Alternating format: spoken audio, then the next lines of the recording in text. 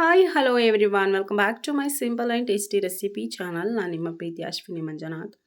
ಇವತ್ತಿನ ವಿಡಿಯೋದಲ್ಲಿ ನಾನು ಇಡ್ಲಿಗೆ ಸಾಂಬಾರು ಮಾಡೋದು ಹೇಗೆ ಅಂತ ತೋರಿಸ್ತಾ ಇದ್ದೀನಿ. ತುಂಬಾ ಚೆನ್ನಾಗಿರುತ್ತೆ. ಹಾಗೆ ಇಡ್ಲಿ ಅಲ್ಲದೇ ದೋಸೆಗೆ, ಪೂರಿಗೆ, ಹಾಗೆ ರೈಸು, ಮುದ್ದೆ ಎಲ್ಲದಕ್ಕೂ ತುಂಬ ಸಿಂಪಲ್ ಆಗಿರುತ್ತೆ, ಟೇಸ್ಟ್ ಆಗಿರುತ್ತೆ ತಿನ್ನೋದಕ್ಕೆ. ಹೆಲ್ತ್ಗೂ ತುಂಬಾ ಒಳ್ಳೆಯಂಥ ಸಾಂಬಾರನ್ನು ನಾನು ಇವತ್ತು ಮಾಡ್ತಾಯಿದ್ದೀನಿ. ಸೊ ನಾನಿಲ್ಲಿ ಮೊದಲನೇದಾಗಿ ಎಲ್ಲ ಇಂಗ್ರೀಡಿಯೆಂಟ್ ಎಲ್ಲ ರೆಡಿ ಇಟ್ಕೊಂಡಿದ್ದೀನಿ, ನೋಡ್ತಾ ಇರ್ಬೋದು. ಇವಾಗ ಮಾಡೋದು ಹೇಗೆ ಅಂತ ನೋಡೋಣ. ಅದಕ್ಕೆ ಮುಂಚೆ ನೀವು ನನ್ನ ಚಾನಲನ್ನು ಸಬ್ಸ್ಕ್ರೈಬ್ ಮಾಡ್ಕೊಳ್ಳಿ. ಹಾಗೆ ಪಕ್ಕದಲ್ಲಿರುವಂತಹ ಬೆಲ್ ಐಕಾನನ್ನು ಪ್ರೆಸ್ ಮಾಡಿ ಆಲ್ ಅಂತ ಹೇಳಿ ಕ್ಲಿಕ್ ಮಾಡಿ. ಯಾಕೆ ಅಂತಂದರೆ ನಾನು ಹಾಕುವಂಥ ವಿಡಿಯೋ ನೋಟಿಫಿಕೇಷನ್ ನಿಮಗೆ ಮೊದಲೇ ಬರುತ್ತೆ ಅಂತಲೇ ಹೇಳ್ಬೋದು. ಮೊದಲನೇದಾಗಿ ನಾನಿಲ್ಲಿ ಒಂದು ಕಪ್ ಬೇಳೆನ ತೊಳೆದು ಇಟ್ಕೊಂಡಿದ್ದೀನಿ. ಹಾಗೆ ಒಂದು ಕ್ಯಾಪ್ಸಿಕಮ್ ತೊಗೊಂಡಿದ್ದೀನಿ, ಒಂದು 2 ಆಲೂಗೆಡ್ಡೆ ಕಟ್ ಮಾಡಿ ಇಟ್ಕೊಂಡಿದ್ದೀನಿ.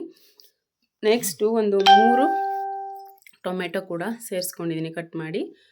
ಹಾಗೆ ಅರ್ಧ ಟೀ ಸ್ಪೂನಷ್ಟು ಅರಿಶಿಣವನ್ನು ಹಾಕ್ಕೊಳ್ತಾ ಇದ್ದೀನಿ. ನೆಕ್ಸ್ಟು ಒಂದು ಗೆಡ್ಡೆ ಬೆಳ್ಳುಳ್ಳಿ ಸಿಪ್ಪೆ ತೆಗೆದಿಲ್ಲ ಹಾಗೆ ಸೇರಿಸ್ಕೊಳ್ತಾ ಇದ್ದೀನಿ. ಹಾಗೆ ಒಂದು 2 ಮೀಡಿಯಮ್ ಸೈಜ್ ಈರುಳ್ಳಿ, ಇದರಲ್ಲೇನೋ ಸ್ವಲ್ಪ ನಾನು ಒಗ್ಗರಣೆಗೆ ತೊಗೊಳ್ತಾ ಇದ್ದೀನಿ. ಸ್ವಲ್ಪ ಕರಿಬೇವು, ಹಾಗೆ ಒಂದು ಅರ್ಧ ನಿಂಬೆಹಣ್ಣು ಗಾತ್ರದಷ್ಟು ಹುಣಸೆ ರಸವನ್ನು ತೆಗೆದಿಟ್ಕೊಂಡಿದ್ದೀನಿ. ಸ್ವಲ್ಪ ಎಣ್ಣೆ, ಹಾಗೆ ರುಚಿಗೆ ತಕ್ಕಷ್ಟು ಉಪ್ಪು. ಒಗ್ಗರಣೆಗೆ ನಾನಿಲ್ಲಿ ಒಣಮೆಣಸಿನ್ಕಾಯಿ, ಕರಿಬೇವಿನ ಸೊಪ್ಪು, ಈರುಳ್ಳಿ, ಹಾಗೆ ಸಾಸಿವೆ ಮತ್ತು ಜೀರಿಗೆ, ಬೇಳೆ ಸಾಂಬಾರು ಪುಡಿ ತೊಗೊಂಡಿದ್ದೀನಿ. ಒಂದು 2 ಟೇಬಲ್ ಸ್ಪೂನಷ್ಟು. ನಿಮ್ಮ ಖಾರಕ್ಕೆ ಅನುಗುಣವಾಗಿ ತೊಗೊಳ್ಳಿ ನೀವು. ನಾನೊಂದು 2 ಟೇಬಲ್ ಸ್ಪೂನ್ ತೊಗೊಂಡಿದ್ದೀನಿ, ಸಾಕಾಗುತ್ತೆ. ಹಾಗೆ ಸ್ವಲ್ಪ ಕೊತ್ತಂಬರಿ ಸೊಪ್ಪು, ಬೆಳ್ಳುಳ್ಳಿಯನ್ನು ಸಿಪ್ಪೆ ತೆಗೆದು ಇಟ್ಕೊಂಡಿದ್ದೀನಿ ಒಗ್ಗರಣೆಗೆ ಅಂತ ಹೇಳಿ. ಇವಾಗ ಕುಕ್ಕರಿಗೆ ಬೇಳೆ ಎಲ್ಲ ತೊಳೆದು ಹಾಕ್ಕೊಂಡಿದ್ದಾಗಿದೆ. ನೆಕ್ಸ್ಟ್ ನಾನಿಲ್ಲಿ ಕಟ್ ಮಾಡಿ ಇಟ್ಕೊಂಡಿರೋಂಥ ಇಂಗ್ರೀಡಿಯೆಂಟನ್ನು ಹಾಕ್ಕೊಳ್ಳೋಣ.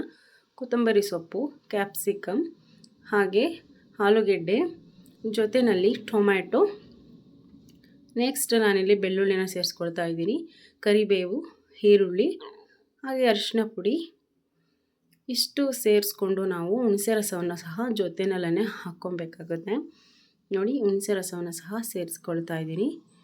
ಇಷ್ಟನ್ನು ಸೇರಿಸ್ಕೊಂಡು ನಾವು ಒಂದು 2ರಿಂದ 3 ವಿಷಲ್ ಬರಬೇಕು. ಏಕೆಂದರೆ ನಾವು ಬೇಳೆ ಇವೆಲ್ಲ ಚೆನ್ನಾಗಿ ಬೆಂದು ಸ್ಮ್ಯಾಶ್ ಆಗೋ ಥರ ಸಾಫ್ಟಾಗಿ ಬೇಯಬೇಕಲ್ವ. ಸೊ ನಮಗೆ ಯಾವುದೇ ರೀತಿ ಮಸಾಲೆ ಇಲ್ಲದೆ ಇರೋದ್ರಿಂದ, ನಾವು ಹಾಗೆ ಮಾಡ್ತಾ ಇರೋದ್ರಿಂದ ಅದರದ್ದೊಂದು ಥಿಕ್ನೆಸ್ ಬೇಕಲ್ವ. ಸೊ ಅದಕ್ಕೋಸ್ಕರ ಬೇಕಾಗುವಷ್ಟು ಒಂದು 2 ಗ್ಲಾಸ್ ನೀರನ್ನು ಹಾಕ್ಕೊಂಡು ನಾನಿಲ್ಲಿ ಲಿಡ್ಡನ್ನು ಕ್ಲೋಸ್ ಮಾಡಿ ಒಂದು 3 ವಿಷಲ್ ಹೊಡೆಸ್ಕೊಳ್ತಾ ಇದ್ದೀನಿ. ನೋಡ್ತಾ ಇರ್ಬೋದು, ಇವಾಗ ವಿಷಲ್ ಬರ್ತಾ ಇದೆ. ಇದೇ ರೀತಿ 2ರಿಂದ ವಿಷಲ್ ಹೊಡೆಸ್ಕೊಳ್ಳೋಣ. ಇವಾಗ 2 ವಿಷಲ್ ಕೂಡ ಬಂದಿದೆ. ಹಾಗೆ ಕಂಪ್ಲೀಟಾಗಿ ತಣ್ಣಗೆ ಕೂಡ ಆಗಿದೆ. ನೋಡ್ತಾ ಇರ್ಬೋದು, ಬೇಳೆ ಒಂದು 80% ಬೆಂದಿದೆ. ನೋಡಿ, ಈ ಥರ ಸ್ವಲ್ಪ ಸೌಟಲ್ಲಿ ಸ್ಮ್ಯಾಶ್ ಮಾಡ್ಕೊಳ್ಳಿ. ಇಲ್ಲಾಂದರೆ ಸ್ಮ್ಯಾಶರ್ ಇದ್ದರೆ ನೀವು ಸ್ಮ್ಯಾಶರ್ನೇ ಸ್ಮ್ಯಾಶ್ ಮಾಡ್ಕೊಬೋದು. ಇದು ಮಾಡಿದ ನಂತರ ನಾನಿಲ್ಲಿ ನೋಡಿ ಈ ರೀತಿಯಾಗಿ ಒಂದು ಕನ್ಸಿಸ್ಟೆನ್ಸಿ ಬರುತ್ತೆ. ನಮಗೆ ಇನ್ನೂ ಚೆನ್ನಾಗಿ ಬರಬೇಕು ಅಂದರೆ ನೆಕ್ಸ್ಟ್ ಇವಾಗ ಒಗ್ಗರಣೆಗೆ ಹಾಕ್ಕೊಂಬಿಡೋಣ. ಒಗ್ಗರಣೆಗೆ ಬಾಣಲೆ ಇಟ್ಕೊಂಡಿದ್ದೀನಿ. ಹಾಗೆ ಒಂದು 2 ಟೇಬಲ್ ಸ್ಪೂನಷ್ಟು ಎಣ್ಣೆನ ಹಾಕ್ಕೊಂಡು, ಎಣ್ಣೆ ಕಾದ ನಂತರ ಸಾಸಿವೆ ಸೇರಿಸ್ಕೊಳ್ತಾ ಇದ್ದೀನಿ. ಹಾಗೆ ಜೀರಿಗೆನ ಹಾಕ್ಕೊಳ್ತಾ ಇದ್ದೀನಿ. ಜೀರಿಗೆ ಮತ್ತು ಸಾಸಿವೆ ಸೇರಿಸ್ಕೊಂಡಿದ್ದ ನಂತರ ನಾನಿಲ್ಲಿ ಬೆಳ್ಳುಳ್ಳಿನ ಹಾಕ್ಕೊಂಡು ಫ್ರೈ ಮಾಡ್ಕೊಳ್ತಾ ಇದ್ದೀನಿ. ಹಾಗೆ ಒಣಮೆಣಸಿನ್ಕಾಯಿ ಹಾಕ್ಕೊಳ್ಳೋಣ. ಒಣಮೆಣಸಿನ್ಕಾಯಿ ಸ್ವಲ್ಪ ಫ್ರೈ ಆದಮೇಲೆ ಕರಿಬೇವು, ಹಾಗೆ ಈರುಳ್ಳಿಯನ್ನು ಸೇರಿಸ್ಕೊಂಡು ನಾನಿಲ್ಲಿ ಸ್ವಲ್ಪ ಈರುಳ್ಳಿ ಕಲರ್ ಬಿಡೋ ತನಕ ಫ್ರೈ ಮಾಡ್ಕೊಬೇಕು. ಈ ರೀತಿ ಫ್ರೈ ಮಾಡೋದ್ರಿಂದ ತುಂಬ ಚೆನ್ನಾಗಿರುತ್ತೆ. ನಾನಿಲ್ಲಿ ಸಾಂಬಾರು ಬಂದು ಸ್ವಲ್ಪ ಡಿಫ್ರೆಂಟಾಗಿ ಮಾಡ್ತಾಯಿದ್ದೀನಿ, ಬಟ್ ಟೇಸ್ಟು ಅಷ್ಟೇ ತುಂಬ ಚೆನ್ನಾಗಿರುತ್ತೆ. ಸಾಮಾನ್ಯವಾಗಿ ಬೇಳೆ ಕೂಗಿಸಿದ ತಕ್ಷಣ ಅದು ಸ್ವಲ್ಪ ಸ್ಮ್ಯಾಶ್ ಮಾಡಿ ಒಗ್ಗರಣೆ ಹಾಕಿ ಒಂದು 2 ಕುದಿ ಬರ್ಸ್ಬಿಟ್ಟು ಹಾಗೇ ಇಟ್ಬಿಡ್ತಾರೆ. ಸೊ ನಾನು ಆ ಥರ ಮಾಡಲ್ಲ. ಸ್ವಲ್ಪ ಇಲ್ಲಿ ಪ್ರೋಸೆಸ್ ಸ್ವಲ್ಪ ಚೇಂಜ್ ಇರುತ್ತೆ. ಇದೆಷ್ಟು ಫ್ರೈ ಆದ ನಂತರ ನಾನು ಬೇಳೆ ಸಾಂಬಾರು ಪುಡಿಯನ್ನು ಹಾಕ್ಕೊಂಡು ಅದಕ್ಕೇ ಫ್ರೈ ಮಾಡ್ಕೊಳ್ತಾ ಇದ್ದೀನಿ. ಒಂದು 30 ಸೆಕೆಂಡ್ ಫ್ರೈ ಮಾಡಿದ್ರೆ ಸಾಕಾಗುತ್ತೆ ಸಾಂಬಾರು ಪುಡಿನ. ಹಾಗೆ ಜೊತೆನಲ್ಲೇ ಕೊತ್ತಂಬರಿ ಸೊಪ್ಪನ್ನು ಹಾಕ್ಕೊಂಡು ಮಿಕ್ಸ್ ಮಾಡಿಕೊಂಡು ನಾವೇನು ಬೇಳೆ ಕಟ್ಟನ್ನು ನಾವಿಲ್ಲಿ ಸ್ಮ್ಯಾಶ್ ಮಾಡಿ ಇಟ್ಕೊಂಡಿದ್ವಿ ಅದೊಂದು 2 ಸೌಟಷ್ಟು ಹಾಕ್ಕೊಳ್ತಾ ಇದ್ದೀನಿ. ಹಾಕ್ಕೊಂಡು ಸ್ವಲ್ಪ ಮಿಕ್ಸ್ ಮಾಡಿಕೊಂಡು ಒಂದು 2 ಕುದಿಸ್ಕೊಳ್ಳೋಣ. ತದನಂತರ ಇದು ಕುದ್ದಿದ್ದಾಗಿದೆ. ನೆಕ್ಸ್ಟ್ ನಾವು ಸ್ಮ್ಯಾಶ್ ಮಾಡಿ ಇಟ್ಕೊಂಡಿರುವಂತಹ ಕುಕ್ಕರ್ಗೆ ಒಗ್ಗರಣೆನ ಸೇರಿಸ್ಕೊಳ್ತಾ ಇದ್ದೀನಿ. ನೋಡ್ತಾ ಇರ್ಬೋದು, ಸ್ವಲ್ಪ ನೀರು ಕನ್ಸಿಸ್ಟೆನ್ಸಿ ಬೇಕು. ಸೊ ಅದಕ್ಕೋಸ್ಕರ ನೀರನ್ನು ಸಹ ಒಂದು 2ರಿಂದ 3 ಗ್ಲಾಸ್ ನೀರನ್ನು ಸೇರಿಸ್ಕೊಂಡು ಚೆನ್ನಾಗಿ ಮಿಕ್ಸ್ ಮಾಡ್ಕೊಳ್ಳೋಣ. ನಾನಿವಾಗ ಯಾವುದೇ ರೀತಿ ಕುಕ್ಕರ್ಗೆ ಗ್ಯಾಸ್ ಸ್ಟವನ್ನು ಹಚ್ಚಿ ಮಡಗಿಲ್ಲ. ಸೊ ಅದು ಕೆಳಗಡೆ ಮಡಿಕೊಂಡು ಮಾಡ್ತಾ ಇರುವಂಥದ್ದು. ಸೊ ಇವಾಗ ನಾನು ರುಚಿಗೆ ತಕ್ಕಷ್ಟು ಉಪ್ಪನ್ನು ಆ್ಯಡ್ ಮಾಡ್ಕೊಳ್ತಾ ಇದ್ದೀನಿ. ಆ್ಯಡ್ ಮಾಡಿದ ನಂತರ ಇದನ್ನು ಚೆನ್ನಾಗಿ ಮಿಕ್ಸ್ ಮಾಡ್ಕೊಳ್ಳೋಣ. ಹರಳುಪ್ಪನ್ನೇ ಬಳಸಿ ತುಂಬ ರುಚಿಯಾಗಿರುತ್ತೆ. ಹಾಗೆ ಅಳತೆನೂ ಕೂಡ ಗೊತ್ತಾಗುತ್ತೆ. ಸೊ ಅದಕ್ಕೋಸ್ಕರ ನೆಕ್ಸ್ಟು ಇವಾಗ ಚೆನ್ನಾಗಿ ಮಿಕ್ಸ್ ಮಾಡಿದ್ದಾಗಿದೆ. ಹಾಗೆ ಇವಾಗ ಗ್ಯಾಸ್ ಸ್ಟವನ್ನು ಹಚ್ಕೊಂಡು ಒಲೆ ಮೇಲೆ ಮಡಿಕೊಳ್ಳೋಣ. ನೋಡಿ ಮಡಿಕೊಂಡು ಕುಕ್ಕರ್ ಲಿಡ್ಡನ್ನು ಸ್ವಲ್ಪ ಹಿಂಗೆ ಕ್ಲೋಸ್ ಮಾಡಿಡಿ.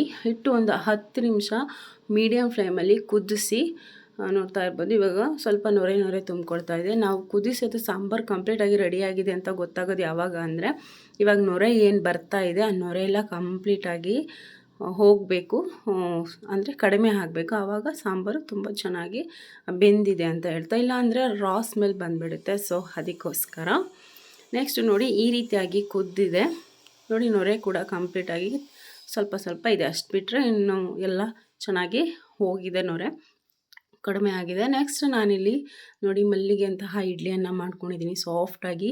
ಈ ಹಿಂದೆ ಇಡ್ಲಿ ಮಾಡೋದು ಹೇಗೆ ಅಂತಲೂ ಕೂಡ ತೋರಿಸಿದ್ದಾನೆ.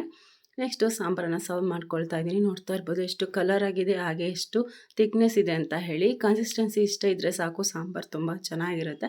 ಈ ಒಂದು ವಿಡಿಯೋ ನಿಮಗೆ ಇಷ್ಟ ಆಗಿದೆ ಅಂತ ಭಾವಿಸ್ತಾ ಇದ್ದೀನಿ. ಹಾಗೆ ನೀವು ಒಮ್ಮೆ ಮನೆಯಲ್ಲಿ ಟ್ರೈ ಮಾಡಿ ಹೇಗಿತ್ತು ಅಂತ ಕಮೆಂಟ್ ಬಾಕ್ಸಲ್ಲಿ ತಿಳಿಸಿ. ಮರೀದೆ ನನ್ನ ಚಾನಲ್ಗೆ ಯಾರು ಹೊಸದಾಗಿ ನೋಡ್ತಾ ಇದ್ದೀರಾ ಅವರು ದಯವಿಟ್ಟು ಸಬ್ಸ್ಕ್ರೈಬ್ ಮಾಡ್ಕೊಂಡು ನೋಡಿ, ನನಗೆ ಸಪೋರ್ಟ್ ಮಾಡಿ ಅಂತ ಹೇಳ್ತಾ, ನನ್ನ ಬೇರೆಯವ್ರಿಗೂ ನನ್ನ ವೀಡಿಯೋಗಳನ್ನು ಶೇರ್ ಮಾಡಿ ಅಂತ ಹೇಳ್ತಾ ನೆಕ್ಸ್ಟ್ ವಿಡಿಯೋದಲ್ಲಿ ಸಿಗ್ತೀನಿ. ಅಲ್ಲಿ ತನಕ ಟೇಕ್ ಕೇರ್, ಬಾಯ್ ಬಾಯ್.